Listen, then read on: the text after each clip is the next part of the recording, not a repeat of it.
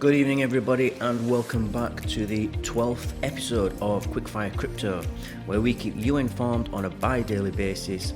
If you're interested in keeping up to date on all things crypto, then subscribe to the channel. We put out a new video every 12 hours. So, the top story of the day is about Santander, UK's the branches in the UK. So this article is titled UK Bank Santander will block payments to crypto exchanges. Now, there's quite a lot of banks already in the UK that have limited the amount of crypto that you can buy, and some even, I believe HSBC just stops customers buying crypto altogether.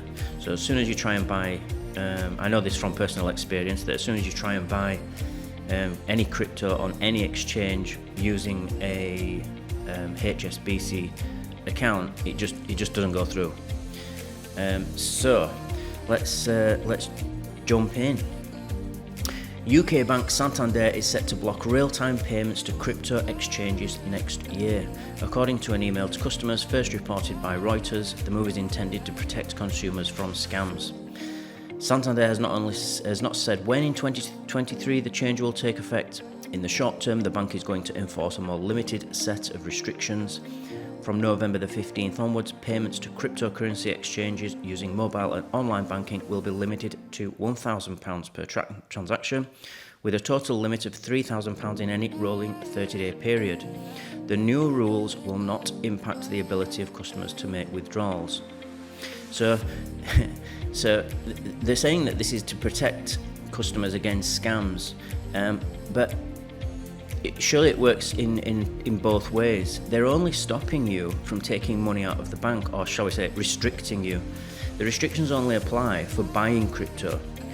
When you put money into the bank, and so for example you take your profits, or you want to withdraw you want to sell your crypto, you can put any amount back. They'll let you put any amount back in. They're just stopping you from taking the money out, or restricting you from taking the money out, which to me that's the scam. It goes on to say, in recent months we've seen a large increase in UK customers becoming victims of cryptocurrency fraud, said a Santander spokesman. We want to do everything we can to protect our customers, and we feel that limiting payments to cryptocurrency exchanges is the best way to make sure your money stays safe.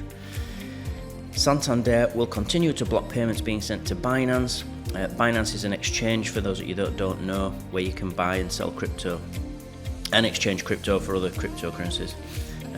In line with the UK Financial Conduct Authority's harsh stance on the exchange, which was banned from operating in the UK in 2021 by the watchdog group. The FCA claimed the firm is not capable of being effectively supervised, and its complex and high-risk financial products pose a significant risk to consumers. Santander's policy seems to be in line with the FCA's cautious recent approach to crypto. Now, sometimes because crypto is so new, a lot of these banks and financial institutions are a little bit worried that the FCA is going to come in later and create regulations, because they haven't done so yet, or they haven't given very clear set of rules and regulations around what banks are supposed to do, what banks are not supposed to do, and so they're kind of preempting any move by the FCA and creating their own tight rules, so that when the FCA does eventually come in, they're not going to be penalised or fined or accused of something, and that's bad press for the bank. Part of it is that, I do believe. So let's see what else. In August 2022, the FCA announced plans to tighten up its rules on crypto advertising significantly, bringing these in line with the regulations governing traditional securities such as stocks and bonds. Santander isn't exactly unique among the British high street banks in taking a prohibitive approach to crypto transfers. Almost half, and 47% of the UK's major banks do not support cryptocurrency, according to data from the price comparison site Finder. That's basically it. But I do think that the reason that this is all going on, the majority of the reason, is because banks feel threatened. Crypto does away with the middleman, and so it really leaves no place for any bank.